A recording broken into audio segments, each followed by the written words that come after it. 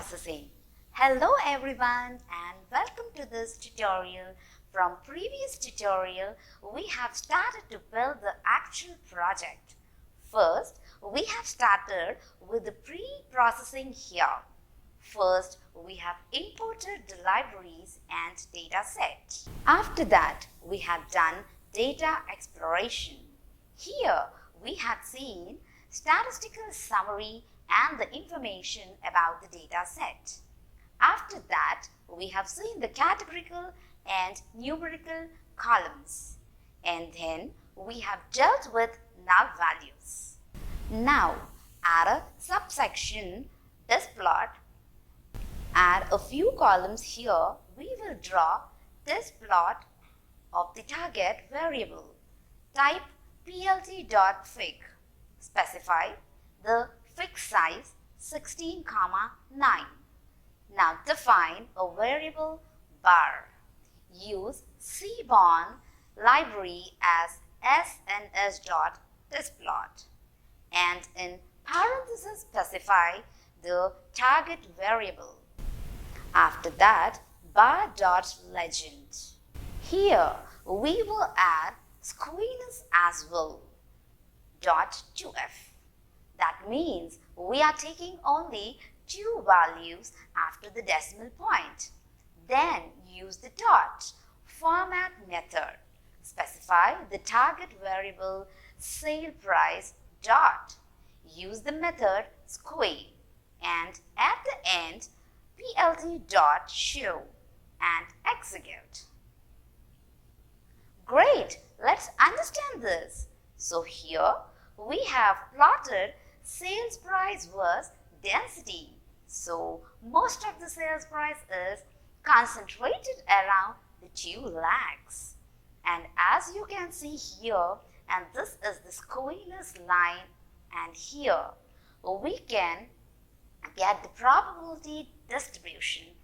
Add a subsection. Correlation matrix. Define a variable dataset underscore 2. Drop the target variable dataset.drop. Specify the column sales price. Execute.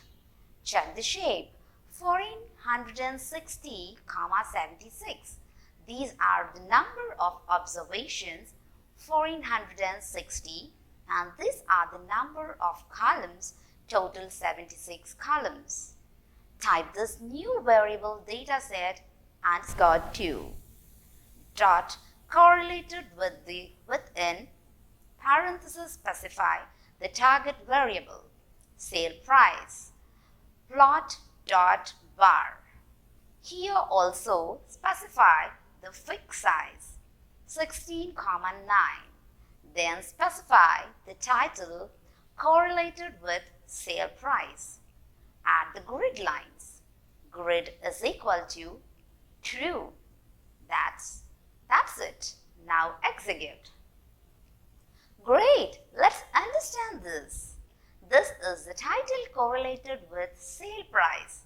So these are the independent variables and we plotted the correlation of all these independent variables with the target variable sale price. So you can see these 3 variables are mostly correlated, that it positively correlated. Then these 4 are also positively correlated. These 3 are a little bit negatively correlated. Then these 4 variables are positively correlated. So most of the variables are positively correlated up to this one. And the 7 variables are not that much correlated. So here we are getting more information about the data set. Let's move forward. Let's draw the heat map. plt.fig. Specify the fig size as we do always. Here I will specify 25, 25. Then define one more variable, ax. is equal to SNS dot heatmap. First, we have to specify the data. Data is equal to the dataset dot correlation. Here, we have to specify more arguments as well. CMap is equal to cold-warm. After that, specify annotation is equal to true. And at the end, specify line width is equal to 2. That's it. Now execute. It will take a little bit of time because we have a lot of columns. So this is our heat map, and here we have a lot of columns. That's why we are getting this type of heat map. Let's try to understand. Here we can see 0.83, 0.63, 0.52. Darker the color of the cell. That means two variables are more positively correlated. Now, add a few cells. Let's try to simplify this. Define a variable. Hi underscore corr is equal to dataset.corr and execute. Great. Then define one more variable. Hi underscore corr underscore features is equal to hi underscore corr dot index. ABS hi underscore corr. Sale price greater than 0.5 and execute. Copy this variable. Check this one. Great. Let's understand this. So here we have defined a variable hi underscore corr, and this is the normal correlation. And here we are selecting only those features which are highly correlated features. And to do that, we are using this method dot index and ABS method.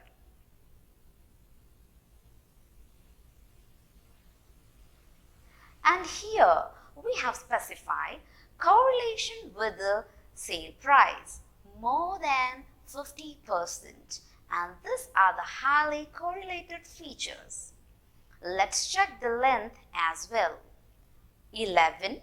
So there is a total of 11 highly correlated features. Now again draw the heat map. Copy this code and paste. Here we have to change a few things. Data is equal to dataset and square brackets.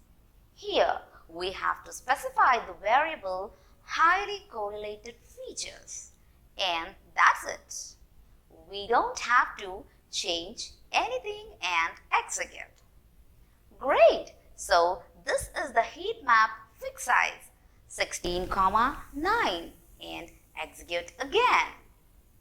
Great! So this is the heat map of highly correlated features. Here you can see this 1.79. These two variables are highly correlated than 0.71, 0.83. These two variables are also highly correlated than 0.82, 0.82, 0.83, 0.88, 0.7, 0.79 and all. So, this is how we can simplify the heat map. Let's move forward. Now, we have a deal with the categorical features. Add a subsection. Dealing with the categorical values. Check the shape of the dataset 1460 observations and a total of 77 columns. Now scroll up. In data exploration, scroll down. Copy this line, categorical column, and paste here. Here, check the length as well. So, there are total of 39 categorical columns in this data set, and we have to encode all these columns. Let's do it. pd dot get underscore dummies, and in parentheses we have to specify the data set. Data is equal to data set. Add one more argument. Drop underscore first is equal to true and redefine the data set. So here we are specifying all the data set as data. So this method pd.get underscore dummies will encode all the categorical columns as well as we are dropping the first column to avoid the dummy variable trap. Now execute. Check the shape of dataset. Dataset.shape. 238 columns. Previously it was 77 columns. Now check the categorical columns again. So there are no categorical columns because we have included all the categorical columns. Check the length of categorical columns. That means we have successfully encoded all the categorical columns. So this is all about dealing with the categorical values. Now we have to split the data set into train and test. Splitting the data set, first we have to specify x and y. That is independent variables and target variables. Independent variables, or we can say that matrix of features. X is equal to dataset dot. We have to drop only one column, sale price, and execute. So here we have successfully defined the matrix of features. Now define the target variable, or we can say that dependent variable y is equal to the dataset. Here we have to select only a single variable, sale price. That's it, and execute. Now, after defining matrix of features and dependent variable, we have to split the data set.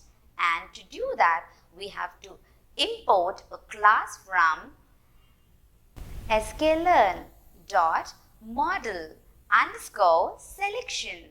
Then import train_test_split and execute.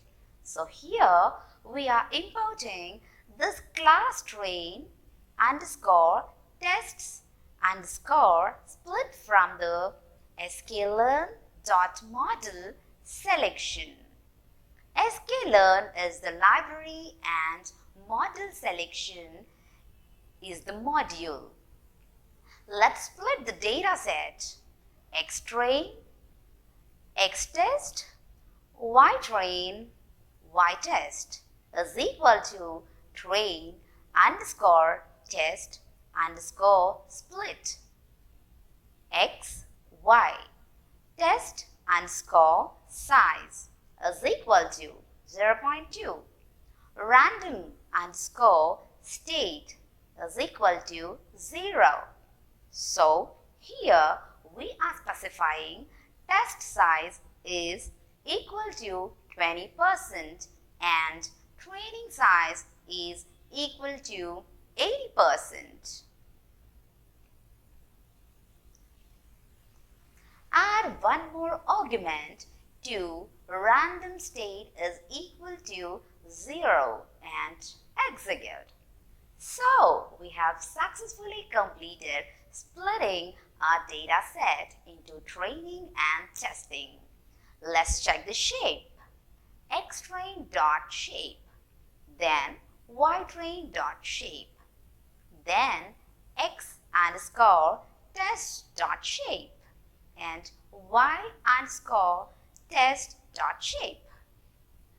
Great! So there are a total of 1168 observations in the training set and 299 observations in the test set. Let's understand this again. To split the data set, first we have specified x and y, that is independent variables and target variables. After that, we have import this class from this library sklearn.model_selection, and we split the data set 20% in the test set and 80% in training. So this is all about the splitting data set. Now we have to do one more step in the pre-processing. Feature scaling. To do feature scaling, we will refer sklearn documentation. Open sklearn documentation, then go to API. Now scroll down here. We have to look for pre-processing. All this in alphabetical order. Pre-processing and normalization, and we have to use this class standard scalar. So open this one. Here you can see the description standardized features by removing the mean and scaling to unit variance. For the feature scaling, we will use this class standard scalar, and we have to import this class from sklearn. Pre-processing, sklearn.preprocessing. From sklearn.preprocessing, import standard scalar. Scroll down. So it standardizes the features by removing the mean and scaling to unit variance, and this is the formula. Z is equal to x minus u by s. So u is the mean of training samples and s is the standard deviation. Scroll down. So here we have to define an instance of this class. Like this, we will call this instance as SC, and this is the instance of standard scalar, and just copy this class and paste. That's it. And after that, we have to use these methods. Fit_transform and transform method. x_train is equal to sc.fit_transform x_train.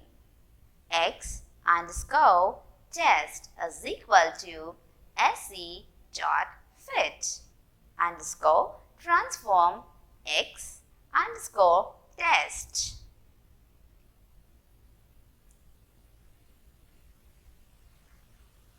Let's understand this again. First of all, we have imported this class standard scalar, and now we have imported this class from sklearn.preprocessing. After that, we have to define an instance of this class, and then we have used fit_transform for the training set and transform method for the test set, and then execute. Great! Now check x_train and x_test. Here you can see the range from -3 to +3. That means we have successfully applied feature scaling. So this is all about the data pre-processing. Let's revise. What are the steps that we have performed in data pre-processing? First of all, how important the libraries and dataset, then we have done data exploration. After that, we have dealt with null values. Then we have drawn a disk plot. After that, we have drawn a correlation matrix. These are the correlation and this is the heat map. We have simplified the heat map as well. After that, we have encoded the categorical values. Then we have split the data set into training and test set. And at the end of having applied feature scaling, this is all about the data processing, pre-processing. From the next tutorial, we will start the model building process. Till then, happy learning.